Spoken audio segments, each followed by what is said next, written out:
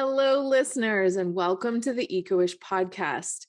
I'm Tracy Lydiot, founder of Sustainable Living School, and I'm your host today. The purpose of the Eco-ish podcast is to illuminate the good work towards sustainability that companies are doing, honestly discuss trade-offs that they might wrestle with, and to share their interesting stories to help listeners like you make informed choices. Eco-ish podcast honors the imperfect journey towards creating an eco-friendly brand in an unsustainable society. On today's episode of Eco-ish podcast, I'm super pleased to introduce you to the creative work of Mallory Gladman of Waste Not Weddings.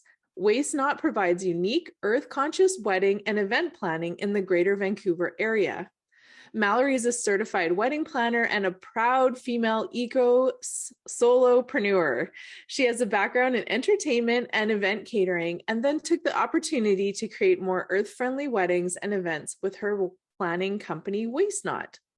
Relatively new to the Vancouver area, she's enjoyed getting to know those in the event industry and researching companies who implement more sustainable practices in their businesses. She's a founding member of MUSE, which stands for Members United for Sustainable Events, and an ambassador for Circular Unity, which is a tool for calculating emissions at events. And she enjoys playing with her cat Lily, hiking, baking, and practicing yoga. Hi, Mallory. It's so great to have you with us today. Once I learned about your business, I was really excited to have you on as a guest and to learn a lot more about what you're up to. And so could we start off by sharing, or I'd like to ask you, where are you calling in from today? Yes, hi Tracy. It's so nice to be here. I am on the unceded and unsurrendered land of the Halkomelin speaking peoples in New Westminster, British Columbia, where my home office is located. Wonderful. Thank you for sharing that. I'm calling in today from the traditional lands of the Syilx people in the Okanagan Nation. Great. And it's great to have you here. I think that I'm just super excited to talk to you about your company, Waste Not Weddings. And of course, we've done a little intro, but it's always much more interesting to hear what your business is about in your own words. Could you share a little bit about what you're up to? Absolutely. So, Waste Not Weddings and Events, and that's Waste Not with a K for the pun, provides unique and earth conscious wedding and event planning by the hour in the Vancouver area and beyond. I aim to reduce overall waste production as much as possible for each event in the planning process and then bring the event's vision to life on the day. For weddings, each event is different and every person has a different idea and vision and budget. So that makes my job super fun and ever changing. I always start by asking clients what eco values are the most important to them, and then start looking for ways to incorporate that into the wedding, especially starting with the venue itself. Location is everything. So if they have already booked a venue, I look into that venue's infrastructure, see what the venue might already provide on site, including rentals or catering. And if they haven't booked a venue yet, then there's still time to kind of shop around and play and find a really good fit, which is exciting for me. I actually wrote a blog about why you should hire a planner before booking your venue. So if you feel like checking that out, it is on my website, wastenot.ca/blog. And it just gives a little insight into all of the things that go into looking for a venue, which can be a bit overwhelming for newly engaged couples. So it might be a good idea to just kind of head there first before doing research yourself, because that's what we're here to do. So a wedding planner should be researching all of that and answering some of those questions for you. Excellent. Thank you. I feel like you probably rightly also earned the chief cat herder title as well. I think maybe many listeners have seen the movie The Wedding Planner. I think it had Jennifer Lopez in it. Yes. Yeah. I feel like you're also probably part of therapist and so many other things that go along Yes. with the wonderful work that you do. So speaking of which, why did you decide to get into this work? And what inspired you to start working on waste not weddings and making them more eco-friendly? Well, I have quite the different background and journey to getting to this place. But basically, even though some people might call me crazy, I love weddings. I'm just that person that enjoys the celebration of love. Um, and I have a background in entertainment, so it does kind of suit my personality. So I grew up actually in the States. I'm from the Orlando, Florida area. Oh, wow. And when I was performing and pursuing performing musical theater in New York City, I was also working for special events catering, which a lot of actors and performers do. So while I was doing the other side jobs in the catering industry, I love food, and it broke my heart seeing a lot of food waste dumped at the end of the night. That's Mhm. something that everyone in the events industry has kind of seen, and just material waste as well. There's so much room for improvement, and some people are doing their part to improve that already. But especially in New York City, I said, wow, there has to be a different way to do these things, especially with weddings and large corporate events. It's just so much waste. So Mhm. that kind of got the things ticking in my head of something for the future.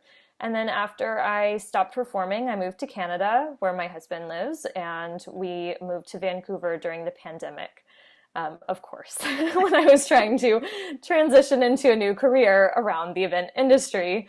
But I did see that there was an opportunity to bring my love for weddings and sustainability into a new business. So I had done planning for friends and family's weddings. I had done my own wedding back in 2019, all with eco swaps and eco friendly solutions just to keep the waste down.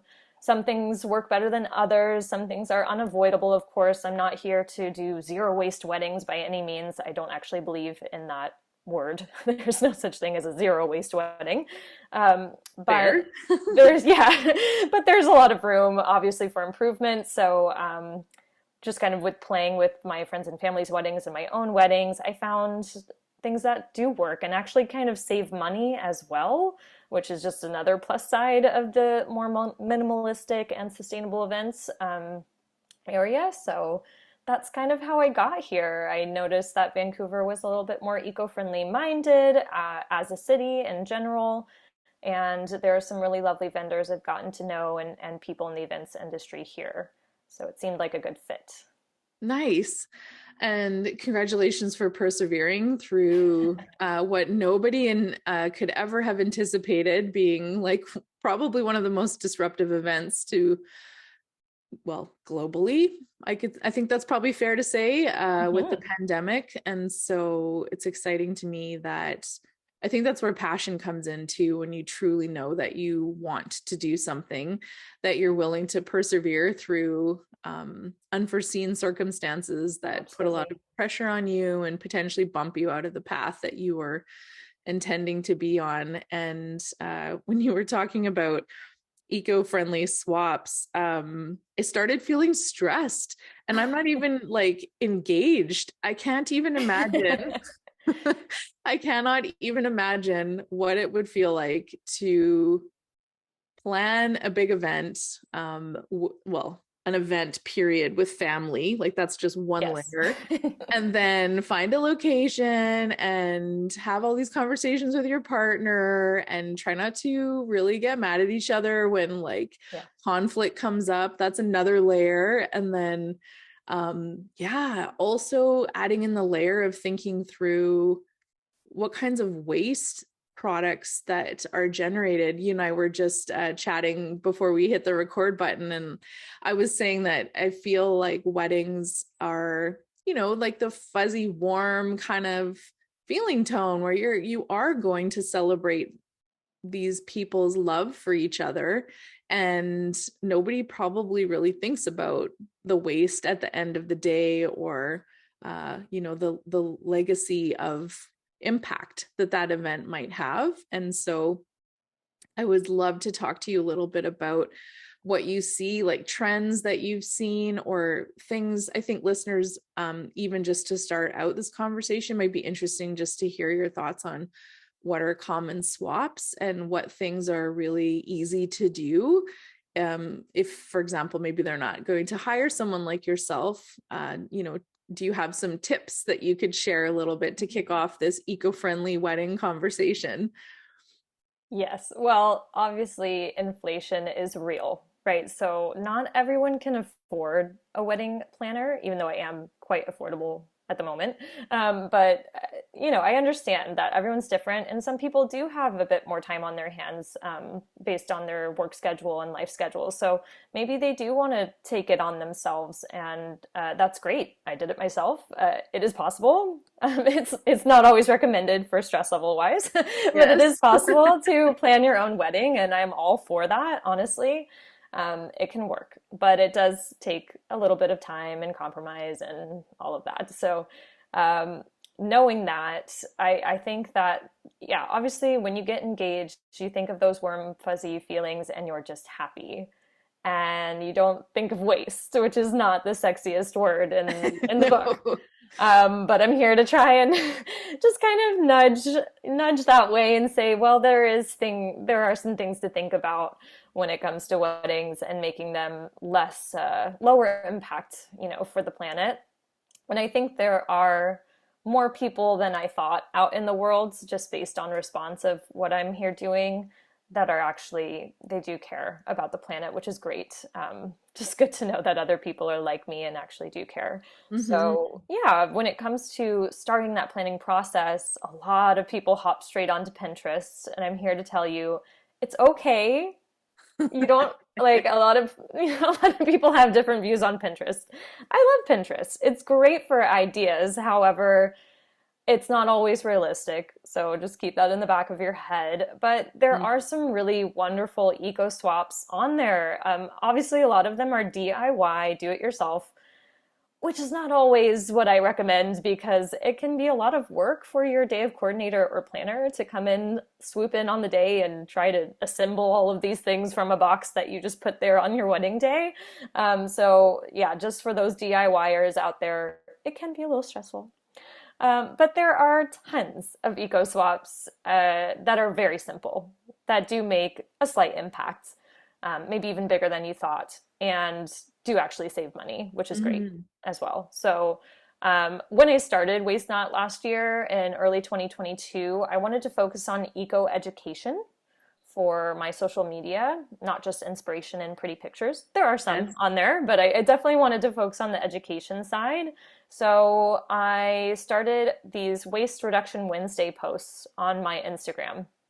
So on waste not underscore weddings underscore events, it's a very long tag, sorry. Um, you can find all of those posts that I posted on Wednesdays throughout the year last year. And those are not only for weddings, but there are a lot that are for weddings on there. Some of my favorites are choosing caterers that are affiliated with Oceanwise Sustainable Seafood Programs or Mm. the Green Table Network. That's really easy to find on those websites when you're looking at caterers. Um, Also, some that work with food rescue programs like Vancouver Food Runners for the end of the event. If you have a lot of food left over, that can be rescued and they can send it out to people who need it. Supporting small and local businesses for any kind of wedding gifts, maybe for your maid of honor or your best man. That's a great swap to do, even wedding favors. Donating to your favorite charity or nonprofit instead of swag bags or wedding favors or even registries. If you're a couple that already live together and already have everything you basically need, and maybe are postponing your honeymoon or something like that, think about just donations to your favorite charity or nonprofit organization. Encouraging secondhand or rented formal wear, that's huge. I know everyone dreams of the perfect wedding dress, and I'm not here to be like, no, you can't buy a brand new dress. But there are a lot of different ways to just kind of save on material waste on that side. The clothing industry is a bit crazy when it comes to that. So I'm always up for, the second-handed, the there's a couple great Facebook groups out there actually that just kind of swap Oh, dresses, no which I way. think is wonderful. I didn't So know that. get on those Facebook groups. Facebook groups are awesome for weddings. I have found here in Vancouver especially. So that's really fun. And that's not just for materials. That's for everything when it comes to weddings, decor and rentals, all of that kind of stuff you can find as well on Hmm. Facebook groups.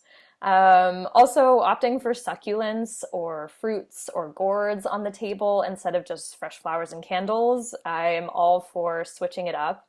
I am somewhat anti-floral as a wedding planner. Especially fresh flowers. I think it just can be such a waste sometimes, even though they're beautiful and they're Mhm. pretty. And I'm not saying you Mhm. can't have flowers at your wedding, but there are so many other options out there that sometimes people just don't even think about. Just plants in general are beautiful and will live longer, right? If you replant them or pot them. So, and it can also be a gift to give home at the end. Be like, take a succulent from the table, and there you go. And try to keep True. it alive. It's kind of like cutting down a Christmas tree or having a tree in a pot that you could, Exactly. like, if, well, for a while, bring in and out of your house. So that's a Yes. great idea. Yeah, the last one I like is the shuttle transportation for guests to and from a wedding. Not everywhere that's possible, but if it is possible from maybe a hotel or resort or Airbnb, maybe they have some sort of shuttle transportation, or you can get one through your planner, like a bus or a rented van, and that can help. And also just so that the guests don't have to worry about it, right? They're not trying to search for cabs and carpool and have a lot of designated drivers around. Everyone should be able to enjoy the wedding and get a little crazy if they want to without worrying about how they're going to get home. Yeah, those are all amazing points. And I feel like you've touched on, I think about, well, you've touched on four major areas that I view the world through from the sustainability lens, which is emissions, for example. Energy is sort of one category. The next one would be chemicals. And instantly when you started talking about candles, I thought about that. And the third one is ecosystem services. So we could absolutely spend the entire podcast talking about food waste. I could, yes, yeah. Yeah, it is. It's so prevalent. I'll just say that briefly. And then the fourth one is around social sustainability, and that I truly believe that is the hub in the center of this sustainability wheel, because if we don't like and trust each other, we don't have a hope in creating change, widespread change. And I loved your suggestion about shopping locally as much as possible. And I feel like no matter where you're listening from today, that probably would apply to you in any community. You've got artisans, you've got people that make things, you've got folks that will rent things. So I'm imagining that there's probably lots of options that way. So if you even just tick off one of those things in each one of those categories, you're doing a really great first step forward. And I like, let's talk a little bit about the wedding dress, because how many of us have grown up with Disney stories or family stories, where I think my mom still has her wedding dress that her and her mom made. And you see, I guess in some movies where they're like, I want you to wear my wedding dress, and it gets passed down through generations, which is actually, I think, kind of cool. It's a really nice way of reusing material and fabric and having this family energy and heirloom. It's not, I don't Yes. think, the thing for everyone. So yeah, I love those Facebook group ideas. And do you have many folks that do go, say, thrifting for their formal wear, or do they have a fun rental that they always like to do? I'd love to hear some stories about that.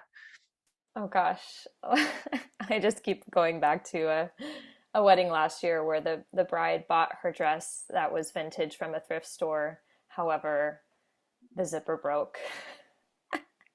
So I'm here to say that I'm super supportive of vintage shopping and thrift shopping, but please try it on and replace the zipper before your wedding day and make sure that everything is ready to go, because this poor girl Definitely had a bad luck issue with that. Thankfully, I had my sewing kit on hand and I'm pretty handy, so I just sewed her up into the dress, but it was not obviously ideal.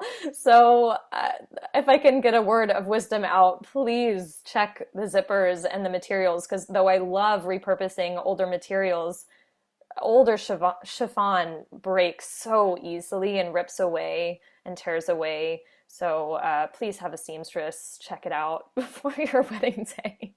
That being said, yes, thrifting can be awesome. Even taking a different dress and incorporate it onto a new dress. There's some really wonderful uh, materials out in the world that are being repurposed for weddings that other wedding companies, wedding dress companies are making into custom wedding dresses. Those come on in a little bit a pricier side, like I think it's Magnolia. Wow, can't talk. Magnolia is one of them. They create custom wedding dresses out of sustainable materials. But if Mhm. that's not in your price range, by all means, rent the runway, rent a dress from somewhere, ask around, ask your mom if she still has her wedding dress, if it can be salvaged. With my mother's wedding dress, my sister and I both used part of the lace that was still preserved well enough on our bouquets. We wrapped it around our bouquets, and that kind of felt like a nice little way to bring the dress in and the family in to my wedding day without actually wearing her dress, because it was from the 80s, was not quite the most stylish for the time, and just didn't fit me. So that there was no way that we were going to wear her wedding dress, even though it was preserved pretty well. Um, but we were able to incorporate it. So there's other ways you can do that. Salvaging materials in so many clever ways, making clutch purses and wrapping it around your flowers, putting it as part of the decor, putting it on the table somewhere is another way to bring that kind of family um, specialness into your wedding day without actually using the dress. And then for guys, I feel like it's so much easier. They can just rent a lovely suit or tux if they want to, and jazz it up with a nice shirt or tie, something of that nature, without spending a ton of money. And Yeah. yeah, having it sit in the closet for so long. So I'm a fan of that. Yeah. That's really cool. Great points about how to reuse fabric, especially from large gowns. Most wedding dresses, I think, are quite voluminous unless you opt for, a a fun beach wedding. And I actually work in textiles right now, and so textile waste is a massive issue. And most of it, if it can't be reused, and it's a very small portion that gets recycled out of the donations that we send to different charities. 95% of it can be reused and repurposed, which is one statistic. The other scary statistic is that about only 1% of it actually will get recycled into something new. And it ends up in markets, secondary and tertiary markets around the world, which have their own systems of sorting and selling through. But you can imagine clothing sitting in a container on a ship, enduring heat and weather, and lots of times things are spoiled. By the time they get there, they're unsaleable and they end up being burnt in open landfills. So I'm a huge advocate of reuse of any types of fabric or materials that you can, which I think is really common for rentals like tablecloths and napkins Yes. and things like that, which is a wonderful option. And I loved your creativity suggestions about clutch purses and, just wedding favors and things that you might keep and enjoy and find a good use of that material of your 1980s dress. Yeah. And yeah, I'm actually quite familiar with Pure Magnolia, and really love that she selects eco-friendly um, fabrics. So Yes. there's so many ways. If any of the listeners are super into waste, there is something called the waste prevention hierarchy, and that can guide you through different strategies that you might think through as well with someone like you. And I think the fact that you sewed the bride into her dress and that you even had a sewing kit on hand, does make you the kind of wedding planner that That's I what would we like to do. employ. Yeah, exactly. I feel like you walk around maybe with this like vest on with all these little pockets in it of emergency supplies. Yes, it's our emergency kit. Every single wedding planner has one on hand, as well as the assistants. And I've now upgraded to a small backpack just to save my shoulder because I was wearing a shoulder bag last year and thought, okay, I think maybe I should go for a backpack this year. But it's so just, it needs to have everything in the tiny, very hands-on approach to fixing any kind of solution. Band-aids. There's a whole thing about emergency kits on one of the Waste Reduction Wednesday posts, actually, about Oh, what we nice. have on hand and how you can have one at your wedding as well as a bride or maid of honor, pass it along to a family member, someone close to you, best friend, and then they can have their own little emergency kit like maybe a makeup, touch up and tissues, always tissues. I'm always the planner that has the tissues right there for the speeches for when those tears start to shed.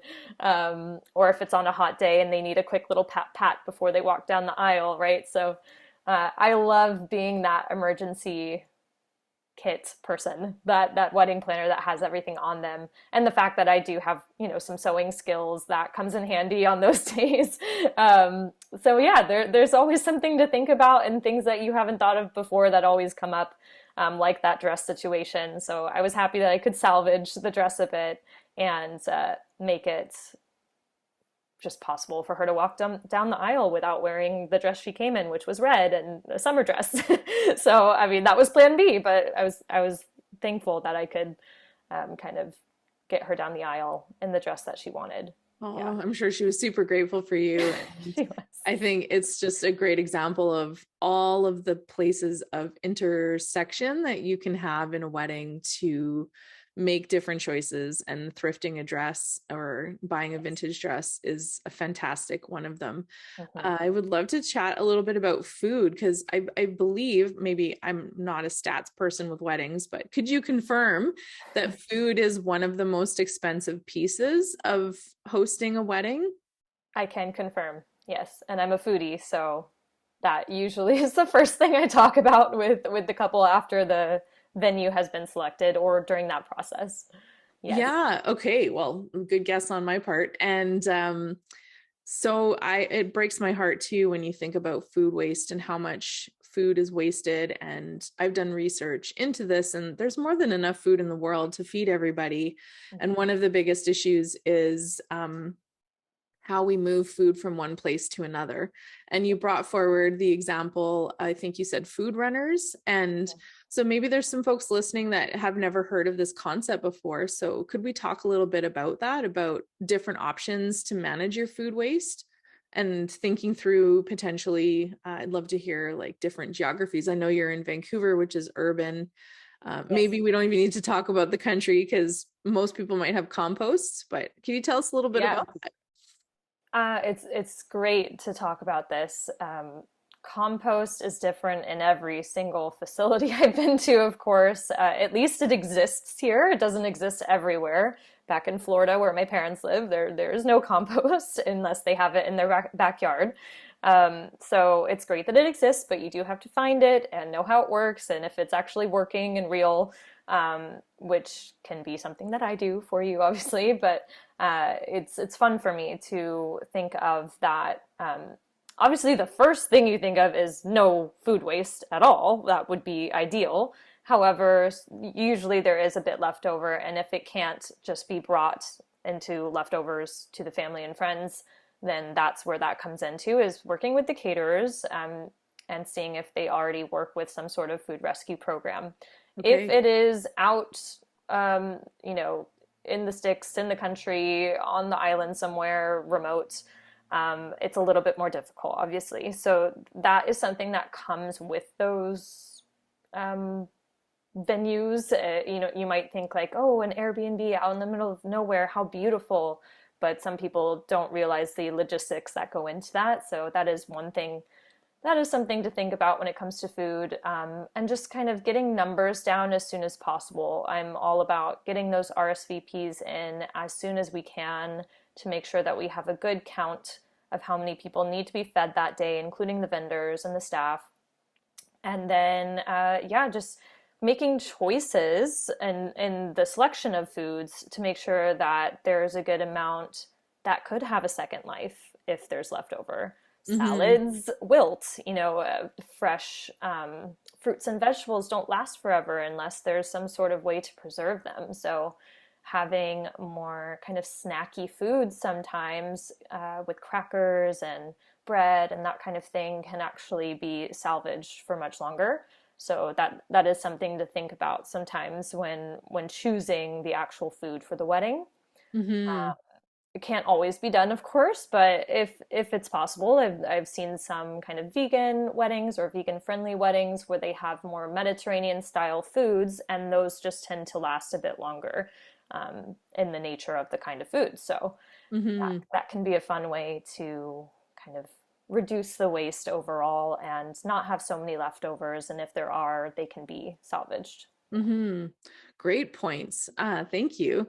And if food, it's kind of got two different layers as well. What I heard you say is that you have thoughts about where you're sourcing your food from. So this potentially, I think, could lead into questions that listeners might want to ask venues. For example, like if it's a large hotel or a big event center, maybe they don't have as much control of where they're sourcing their food from. And that might be a deciding factor. I know that that would probably be a huge deciding factor for me if I was planning a wedding, that I would want to make sure that the caterers had access to the kind of food that I wanted, which would be from ideally from a regenerative farm that doesn't use Yes. pesticides and is focused on whole food, ethical food. And then there's the end result when everybody's done enjoying the food. Great points about different types and styles of dishes that would last longer than not. And yeah, I love thinking through that part too, because a lot of people talk about climate change right now. It's on everybody's mind. I know Mhm. that if you are at least even listening to this podcast, you're someone that's interested in doing better for the planet. And I was fascinated to read in Paul Hawken and his research group's book, Project Drawdown. They analyzed the top 100 solutions to climate change that exist right now. And the number three most accessible and impactful is food waste.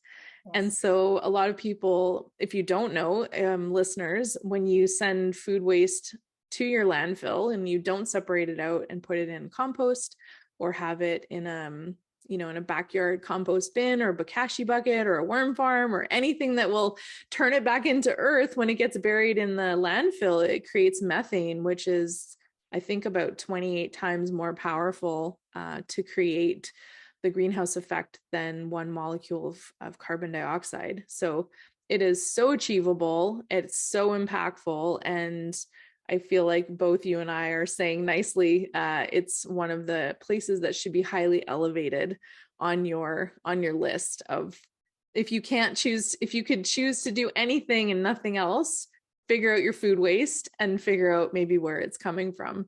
Absolutely. Yes. I love to start there for that reason because it is so impactful. I know the BBC Earth, I think, did a whole series on food waste last year, and they had some Right. really great articles on what they're doing over in the UK and beyond. So super cool. And I love when you hear those stories of people taking food scraps and using it for something else.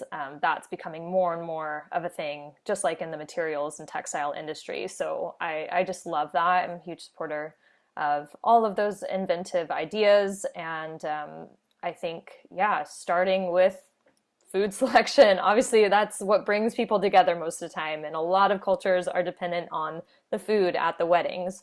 And obviously, some cultures like to present just a ton of food just to show that we're here to eat. Please eat our food, kind of thing. Celebrate our love by eating. I get it. Mm-hmm. I'm a huge lover of Italian food, and I know the Italians love their food, right? And they actually care about their food. So I am not here to say that you need to put out little scraps of food for people at weddings. I think the worst thing to do is to not have enough food actually To for your starve people at guests. your wedding. Yeah, Yeah. that's not fun. We don't want a bunch of crabby guests that are all hangry. So definitely have food, but just, yeah, I think some thought needs to go into the process of selecting where that food is coming from and if there's going to be leftovers, what to do with it. So yeah, Yeah. We have important. a big Indo-Canadian community where I live as well. And I know food is such like their weddings are enormous and they're Yes. so much fun and they have so much food, which is so absolutely incredible, mind-boggling. It's always delicious. And yeah, food is a massive part of culture, no matter what culture you're from. I just wanted to share a fun little story that my sister-in-law lives on Pender Island, which is a small island that sits between Vancouver, the mainland, and Vancouver Island. And we were driving around the island one day, and all these people were stopped on the side of the road and they had buckets and they were like chucking buckets over this fence, just like Oh. super randomly. And I was like, what the heck's going on? And she's like, oh, that's the island compost. And there's like, I think like 5 or 6 gigantic pigs that are in this pen, and like everybody on the island just knows to go throw their compost and edible Wow. like food waste in this pen. And I thought, wow, those pigs are living their best life ever. That's unfortunately cool. unfortunately we probably can't do that in the city, but I don't think so. yeah, it was a unique way of getting rid of food waste. It's the circle of life, Yeah. back to nature. Yeah. So I'd love to talk about any big wins. I'd love to hear about, from a business perspective, what are some things that you're really proud of or that you're excited about? So Waste Not is young, but I'm super honored that I have clients this year and next year that are trusting me to help with their wedding. It's such a personal and special choice. And I'm happy to say that I've seen just a lot of great support from local vendors, like Savory City Catering and Alicia's Florals here in Vancouver. They're just so wonderful and they care about the environment just as much as me and maybe even more. I belong to a lot of eco communities in the virtual world from all over the world. And one that I really love is being a founding member of Muse, which is Members United for Sustainable Events. Muse has given me a special network of people that I continue to learn from month after month, and they work all over the event industry. It's not always easy to be an advocate for the planet, as I'm sure you know, especially in the events industry. Yeah. And it's just really great that we have this kind of family now. And everyone's still suffering and recovering from the pandemic, and now there's inflation. There's all sorts of boundaries that happen with that. But I am happy to say that people are respecting and bouncing back as much as they can, doing the work that's super important, and just finding the right people to do that with you and to feel supported by my local community here in New Westminster. The city is awesome. To greater Vancouver area, everyone has just been super supportive, even government officials. Our locally elected mayor in New Westminster is really wonderful and tries to get around to everyone and ask the right questions. He was at a DEI initiative kind of seminar that we had, one of the first back in persons with the Chamber of Commerce in New Westminster. And it was great to see him there. He showed his face, and that does mean something when people show their face for something so important like a social or environmental webinar or seminar or something. So it is important to have support. And I love that people are supporting me and are telling me, just keep going, just keep doing it. It's awesome. Yeah, Yeah. I'm proud. And I feel like that is so well earned. Thank you for Thanks. sharing. And I feel like you bring forward an amazing point that so many of us have pandemic fatigue, Zoom fatigue.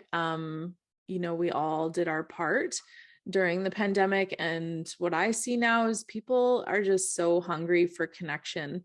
And one of the things that it showed me personally was just, I'm nothing without the people around me. And it's socializing is, I think, a really key point of having a healthy mental state. And so, what I'm hearing you say is that even though maybe there's pressures like inflation and expenses, that sounds like folks are still really prioritizing that social part of their lives and looking for ways to still gather and celebrate love, which is Yes. so beautiful. And where the fuzzies come in.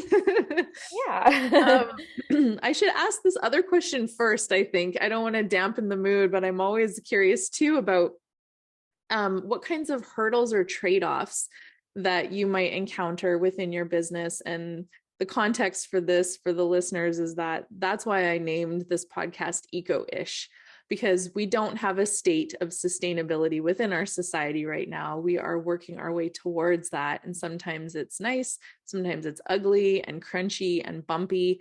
And we have to make decisions sometimes that are called trade-offs, where you have to select something because maybe your ideal situation doesn't exist yet. And I'm just curious, from the wedding industry perspective, have you bumped into these things and have to make these kinds of compromises and decisions? That word, compromise, is what marriage is. Yes, So I fair. just think, yeah, it's just so on point right now. Um, there's always some sort of compromise between people, relationships, between businesses and companies. There's always going to be ups and downs and compromises. So it's important to talk about, I think, too. So I'm glad that you brought it up. Mhm. Obviously, as a solopreneur, I do not have an endless supply of financial means and support. I'm grateful that I have the support that I do have. However, the government and just grants that are available, I have realized there are some hurdles when it comes to being a solopreneur, Mm. an entrepreneur doing that. So I would love to hire more employees and pay them a fair wage, but I don't always have those means. And so that's obviously a future thing that I would like to do. But until then, I can't really apply for certain grants. And I think that is kind of inhibiting to what I want to do. You know, like those grants would help me get more employees, but to get more employees, I need money. You know, so there's a bit of a roundabout when it comes to some of those Mm. financial, yeah, hurdles. There's also not a ton of data support when it comes to weddings. There's Okay. virtually nothing when it comes to counting carbon and all of that. So I have been just reaching out to so many people about this just because I am not a scientist. My sister is. She works in this field, but she's like, wow, you're biting off a bit more than you can chew, I think. And I said, well, someone has to, right? Someone has to try. So I'm actually very excited because I have found a non or a startup um, that is doing international data collecting for emissions in the events and entertainment industries, which is so awesome. It's complicated, a bit messy, a bit ugly, but I think it's on its way to becoming something great. And I am the guinea pig for weddings. So I'm just really excited to see how that goes this year. And the more that we do it, the more accurate those numbers come in. So I am trying. Of course, it's just little me here right now doing everything. So I think it's going to take a bit more person power to do that. But I am here to learn. And obviously, for researching and collecting data, a lot of people use third-party event auditors and stuff like that. So Mhm. that money generally is coming from stockholders and corporate budgets and those kind of things. So I think that is another kind of financial hurdle when it comes to those numbers that are so important for people. Um, I think, I hope that weddings will get there eventually and Mm. that we can have a better idea of kind of the international standards of operations around weddings specifically. Yeah. That is my goal, to get that a bit more accurate and accessible to people. It's just something that again, like waste, people don't always think about when it comes to weddings. You think of the warm and fuzzy, but there's a lot of other sides to that, and it's a huge industry. There are so many wedding planners and vendors and all of that, and companies that, really depend on that income and revenue from weddings. So it's Mhm. definitely something that needs to be talked about. Wow, that's such a great point, and so worthwhile expanding on a little bit, I think, in our few last minutes before I have my few final last questions for you. Those folks that are listening, this is really common in business. So lots of folks that are listening might not know about the different scopes. It's you have scope 1, 2, and 3 of greenhouse gas emissions that as a company, say you are making stretchy yoga pants, for example, or what's a wedding example? You are making, well, let's use wedding dresses. Maybe you're Sure. making formal attire, you're a business. And depending on how large you are, there's certain reporting standards that are required, and they're actually becoming more and more mandated and part of your regulatory operations. So, say you were a really large corporation and you were traded publicly on a stock exchange, for example, in the very near future, part of your accountability for trading as a public company will be reporting on your greenhouse gas emissions. And so as a company, you have to start tracking that. And that's what you're alluding to with the data, I believe. And for Yes. listeners, scope 1 is a direct emission. So potentially it's like driving a dress from a truck, from the warehouse in a truck to the store. Scope 2 is more indirect, which usually covers electricity and other sort of off-site manufacturing facilities. And then scope 3, if you choose to travel up the supply chain, would be, for a wedding dress example, would be where your company is buying that material from, how is it manufactured, what types of emissions are involved in that. So I fully get I just wanted to tease that out a little bit so that listeners understand how complicated this is and how impactful your statement is in both directions. That if you don't have data, you can't assess your choices as a business or as somebody that cares about this. Say you wanted to have a carbon neutral wedding or a greenhouse gas emissions offset for your event, which is actually very common. If you don't have that data, you don't know how much to offset. Right. So it's a really great point, and congratulations for biting off more than you can chew. I Thank always, you. yeah, tentatively. Yeah. Hey, and you're right. If you're not doing it, then who, you're a great person to kick that off. And I do hope that your community is supporting you with that. And I know I was just on an event this week in textiles, and the textile industry has the same challenge, is collecting that data so that we can make Yeah. better choices and we can find solutions. And it's it's a very worthy place to put your energy. So thank you for the work that you're doing. Don't thank me yet. I haven't done it quite yet, but yeah, I'm trying. I'm trying. So Yeah, well, you've that's got the to goal. start somewhere. So Yeah, I think it's really exciting, and maybe we could have an update at some point in time about how that's going. I would I'd love that. love Yeah. to hear more about that. So I'll tell you about the program real quick. It's yeah, called Impact All by okay. Circular Unity.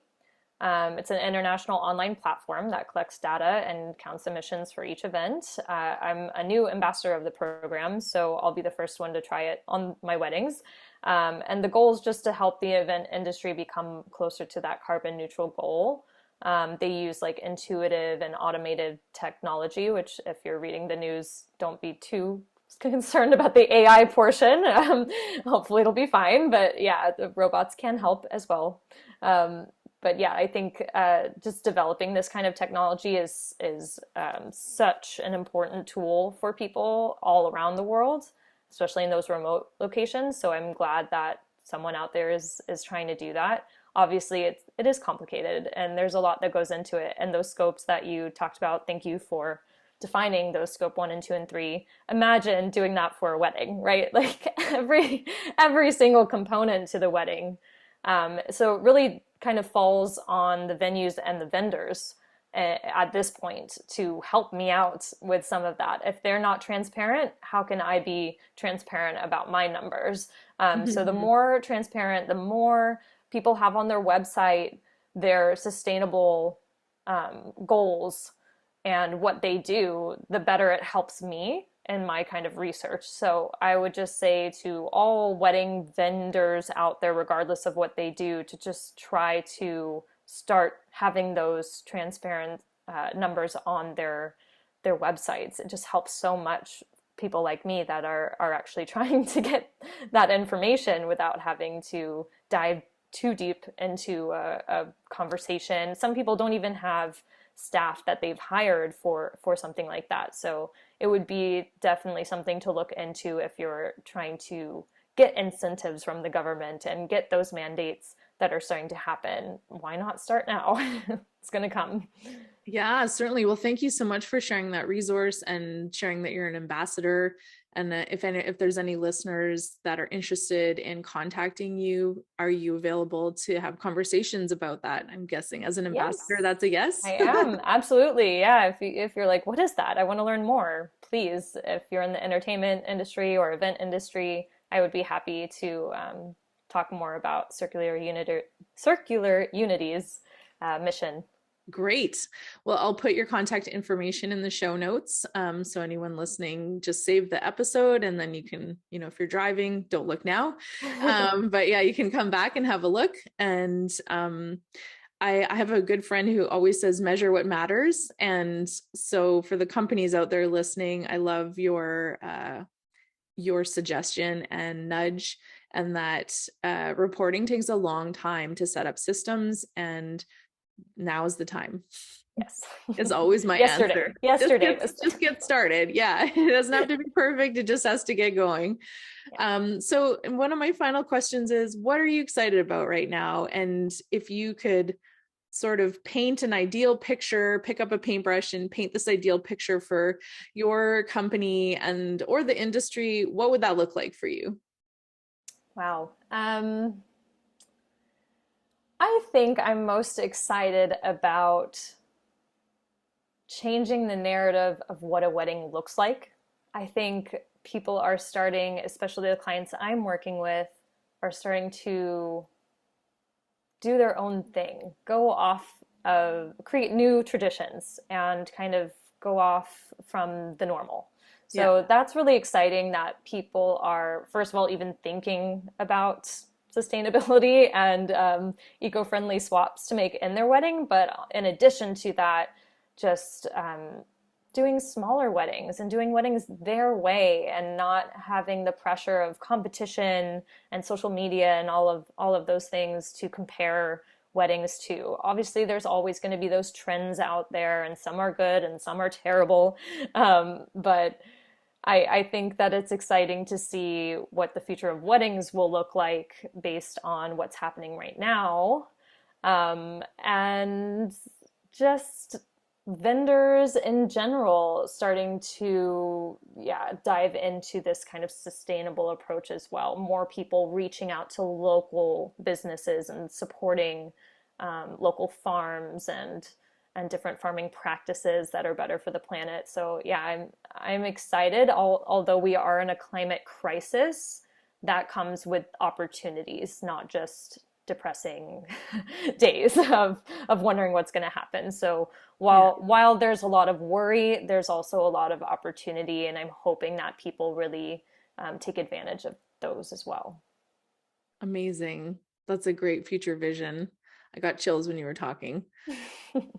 In the form of crisis, there's always opportunity. So yeah, I love that. Thank you so much for sharing that. And so as we wrap up, for listeners, if they do want to hire you, can you please share with us how they can get in touch with you?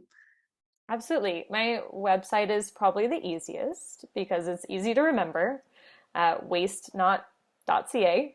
So WASTEKNOT.ca. There's a contact form on the Get to Know Me, Contact Me section, so you can just send a message that way and I'll get it through my email. Email is kind of what I do all day long, so I'm always on my email. Email is a great thing, and also on my Instagram. I am not a huge social media poster, but I do have those little waste reduction Wednesday posts on there, and I'm always trying to tap into that social media platform. So I think Instagram is one of the main venues for that, as well as LinkedIn. My personal LinkedIn is on there. That's kind of part of my business as well. So my name, Mallory Gladman, Gladman, that's my LinkedIn. I'm the only one there with that name for now, so pretty easy to find. Yeah, that's about it. Great. Well, I'm really looking forward to eventually having the need to hire you. And until then, I'm just so grateful that you took the time to meet me and to come on the podcast. And it's been really illuminating, and I've learned a lot. And you've shared so much great value. I think it's been really, really helpful. So thank you. And thank you, Tracy, for having me. It's been wonderful to share my little insight of my niche wedding planning company. So I hope that it sparked not only your interest, but others that are listening to think a little bit more about the waste production for weddings. So great. Well, have a great day, and I look forward to catching up again soon. Yeah, you too. Thanks. Okay. Bye. Bye. Hey, listener, thank you for tuning into this episode of Eco-ish Podcast. We bring you new content every other Wednesday throughout the year. If you're a regular listener of the podcast, there's a really easy way to show your support and help us grow. Download the Fountain app on iOS or Android, follow Eco-ish Podcast, and start listening. You can share your thoughts on this episode by sending a boost, like a payment with a message, and see what other listeners have to say, or create clips of the best moments. Getting started is easy, and you can top up your Fountain wallet with a bank card. Oh, and you can earn money just by listening on Fountain too. They have a lot of different podcasts. It's a no-brainer. Visit fountain.fm to learn more. If you'd like to learn more about Sustainable Living School and our courses, or download our free 12-page Decoding Sustainability Guide, hop on over to www.sustainableliving.school. This is all designed to help you get started with sustainable living in a way that works just for you. We have free resources and paid courses.